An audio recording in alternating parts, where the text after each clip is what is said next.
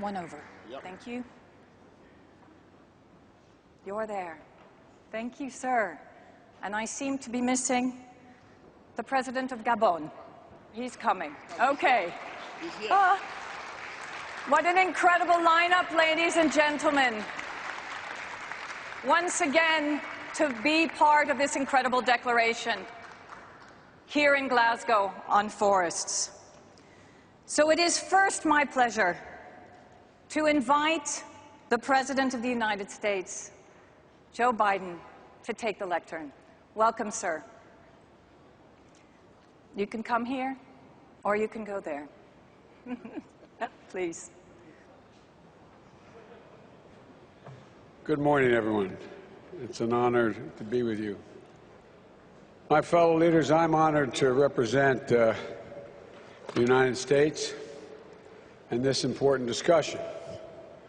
Conserving our forest and other critical ecosystems is an indispensable piece of keeping our climate goals within reach, as well as many other key priorities that we have together. Ensuring clean water, maintaining biodiversity, supporting rural and indigenous communities, and reducing the risk of the spread of disease. Our forests are also nature's carbon capture, cycling CO2 out of our atmosphere, and I want to recognize the Presidents of the Republic of the Congo and Gabon are here today for their considerable commitment to conserve their forest. If we all work together to make sure these precious resources are conserved in Africa and around the world, forests have the potential to reduce carbon globally by more than one-third. So we need to approach this issue with the same seriousness of purpose as decarbonizing our economies. That's what we're doing in the United States. We've already exceeded the 2020 bond challenge goal of more than 20 million hectares of forest land under restoration thus far. During my first week in office, I issued an executive order, set the goal of conserving at least 30% of all U.S. lands and waters by the year 2030. We have put in place protections for the Songus Forest in Alaska, the world's largest intact temperate rainforest. And today I'm announcing a new plan to conserve global forest, which will bring together a full range of U.S. government tools, diplomatic, financial, and policy, to halt forest loss, restore critical carbon sinks, and improve land management. Through this plan, the United States will help the world deliver on our shared goal of halting natural forest loss and restoring at least an additional 200 million hectares of forest and other ecosystems by the year 2030. This plan is the first of its kind, taking a whole-of-government approach and working in our case with Congress to deploy up to $9 billion in U.S. funding through 2030 to conserve and restore our forests and mobilize billions more from our partners. As part of this, we're going to work to ensure markets recognize the true economic value of natural carbon sinks and motivate governments, landowners, and stakeholders to prioritize conservation. We'll work to align the private sector investment flows in our climate and conservation goals, including reducing the drivers of deforestation, creating sustainable supply chains, pursuing more sustainable commodity sourcing, and at every step we'll work in partnership with the people most impacted by deforestation and most experienced in sustainable land management, local communities, indigenous people, local governments, civil societies, to make sure our approaches are effective and focused on the needs of vulnerable populations. Preserving forests and other ecosystems can and should play an important role in meeting our ambitious climate goals as part of the net zero emissions strategy we all have. And the United States is going to lead by our example at home and support other forested nations and developing countries in setting and achieving ambitious action to conserve and restore these carbon sinks. I'm confident we can do this. All we need to do is summon the will to do what we know is right and we know is necessary and know is within our capacity. So, as simple as it sounds, I think it is this simple. Let's get to work. We can do this, and it'll have a generational impact. Thank you. Thank you. Thank you for your inspirational words. We can get to work, we can do this, we can talk about carbon sinks and decarbonizing our economies at the same time. Absolutely. Further words of wisdom from now, notre cher président de la République démocratique du Congo. Merci d'être là avec nous, président Tshisekedi, pour nous dire un peu quelle est l'importance en fait du bassin du Congo, parce que vous venez du cœur du bassin du Congo, et l'importance des forêts au niveau du Congo. Je vous invite à venir nous parler.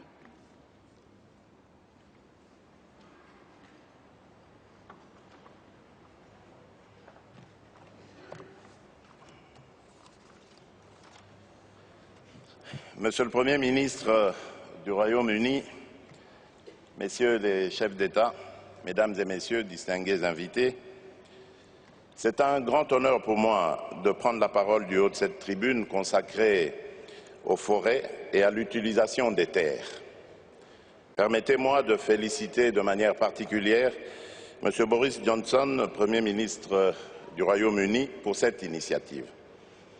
Je voudrais saluer particulièrement l'intérêt porté sur le bassin du Congo par ce sommet des leaders mondiaux. En effet, les forêts du bassin du Congo constituent le deuxième poumon du monde et contribuent largement à la régulation de l'équilibre climatique mondial. Ce massif forestier est toutefois exposé au risque de déforestation. Dans le cadre de la mise en œuvre effective de l'accord de Paris, il est impératif de tenir compte d'atténuer ces risques car autrement il en résulterait une crise écologique majeure. Dans le cadre de la Commission des forêts de l'Afrique centrale, la COMIFAC, les pays membres du bassin du Congo partagent la vision d'un avenir durable. À cet effet, ils focalisent leurs efforts sur l'amélioration des conditions de vie de leur population. Dans le but d'assurer que ces populations ne contribuent pas à dégrader les ressources forestières, les solutions alternatives leur proposées sont l'agriculture écologique, la production de l'énergie propre et durable, ainsi que la préservation des droits des communautés locales et des peuples autochtones. Au vu de sa prépondérance dans le bassin du Congo, la République démocratique du Congo, comme pays solution, porte une grande ambition climatique et tient à en assumer le leadership. Mesdames et Messieurs, en ma qualité de président en exercice de l'Union africaine, j'ai récemment lancé le plan de relance verte pour l'Afrique qui vise à renforcer les mesures en faveur de la viabilité de l'environnement et de la prospérité en Afrique. Fidèle à cette ambition, la République démocratique du Congo a pris les résolutions suivantes. Accroître notre contribution déterminée au niveau national en l'apportant à 21% de réduction d'émissions de gaz à effet de serre à l'horizon 2030. Lancer un programme visant à planter 1 milliard d'arbres à l'horizon 2023, élargir notre mix énergétique en combinant l'hydroélectricité, le solaire, la biomasse, etc. Le plan national stratégique de développement ainsi que les politiques publiques sectorielles qui en découlent se fondent sur cette vision. Par ailleurs, la protection des droits des communautés locales et des peuples autochtones est capitale. Nous nous engageons à en tenir compte dans notre stratégie d'industrialisation, d'investissements agricoles et dans la gouvernance forestière. La réorientation envisagée des productions agro-industrielles vers des zones savanicoles c'est-à-dire hors des zones forestières et des tourbières, cristallise la volonté claire de mon pays à conserver les forêts des communautés locales et à garantir les droits des peuples autochtones. J'encourage les investissements structurants ainsi que les partenariats constructifs en direction des pays du bassin du Congo, dont la République démocratique du Congo représente les 60%. Mesdames et messieurs, pour clore mon propos, je voudrais souligner qu'outre l'urgente question de mobilisation des ressources adéquates, il faut joindre à cela plus de synergie d'action et de mutualisation de nos efforts à tous les niveaux.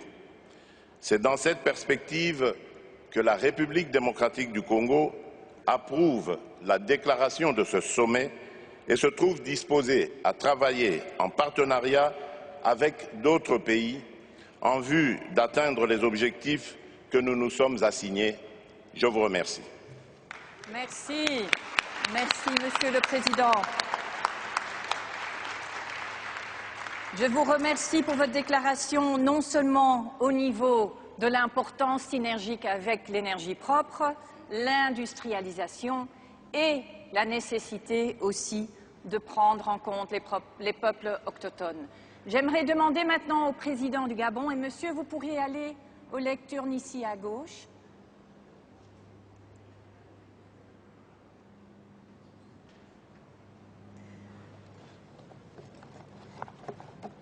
Monsieur le Président Ali Bongo, je sais que vous allez nous expliquer aussi l'importance de tout ce que vous faites au niveau des déclarations du Congo pour maintenir intactes les forêts. Encore un grand merci pour votre présence et tous vos objectifs pour protéger en fait vos forêts si chères. Merci.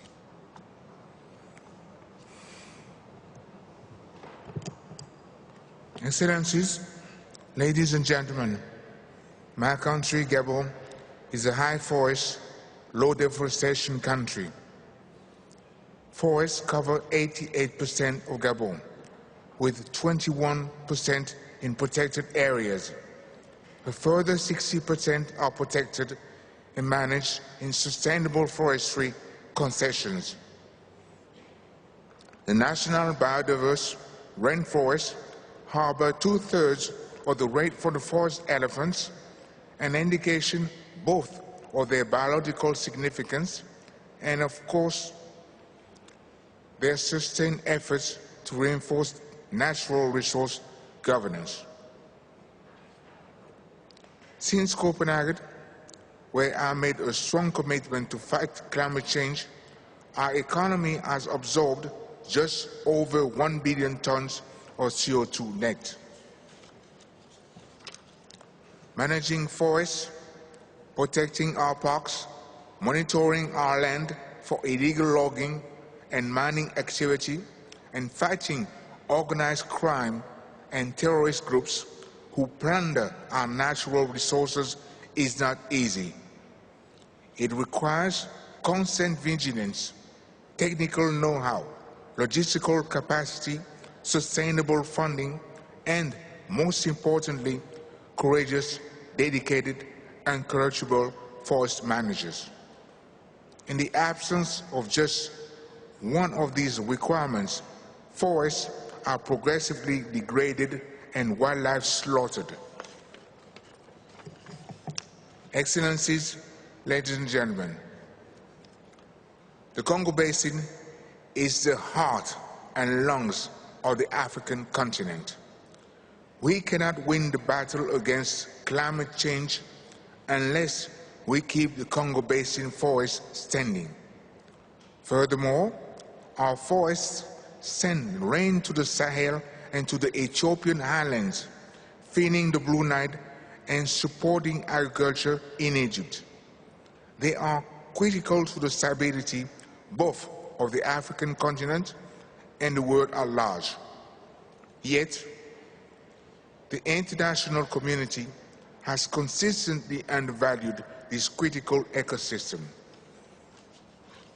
For over the developed world has plundered our forests, extracting logs that have been the foundation for thriving industry outside the African continent. When a log leaves the African continent, we receive less than 10% of the potential value and create just 10% of the jobs at source. For every job in Africa, there are 9 offshore. I see a sustainable forestry and timber processing industry as our best chance to transition from oil economy. We plan to save the forest by exploiting it sustainably, by ensuring it contributes to the Gabonese economy and provide jobs for hundreds of thousands of Gabonese people. If we want our forests to survive, they must be valuable to our nation. I invite the world to come and invest responsibly in Gabon's timber economy. I urge the world to stand by our side in our efforts to protect and understand our forest ecosystems.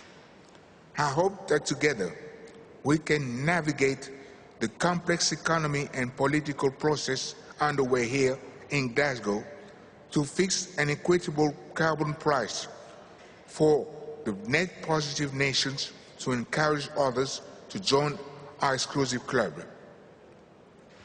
His Royal Highness, the Prince of Wales, speaking in Copenhagen in 2009, was kind enough to quote me as saying that the doors to the future are closing. IPCC tells us there is no valuable future without the tropical rainforest. It is my hope that Glasgow will mark a turning point and that together we will keep the forest standing and the door open for our children and their children. I thank you. Thank you very much. Thank you, President Bongo. We have heard your message loud and clear, both in terms of the role of countries who have continued to preserve their forests, also the economic role of the forest and of those communities that live within the forest and those that can benefit from the forest. This very important point is something that we will continue to build on in terms of the commitments that we have made to Indigenous people and to the importance of both decarbonizing our economies and also ensuring that we create the carbon sinks that we need.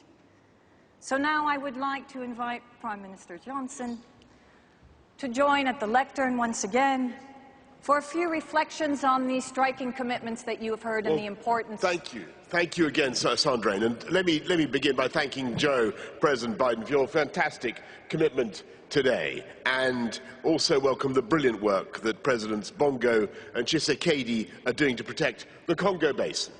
And I'm delighted to announce at this summit that the world is coming together around their effort, your effort, with at least $1.5 billion over the next 5 years to help protect the forests, peatlands and precious ecosystems of Central Africa. And this is part of a new global forest finance pledge of over, wait for it, of over $12 billion, amounting to the biggest collective commitment of public funds for forest and climate action in history. And I thank my friends and colleagues for their leadership, but I say to everybody else here at this COP, let's end this great global chainsaw massacre by making conservation do what we know it can do, and that is deliver long-term sustainable jobs and growth as well. And today is not just a vital win in the struggle to contain global temperature increases, though obviously it's also a huge economic opportunity. And this is the long-term sustainable path to ending the loss of our forests, protecting our sacred biodiversity, and helping to keep alive the ambition of 1.5 degrees by the end of the century. The old poem goes, "Woodman, woodman, spare that tree. Touch not a single bough. In my youth it sheltered me, and I'll protect it now." And we should protect our forests not just out of gratitude for what they've done to protect us and in our youth.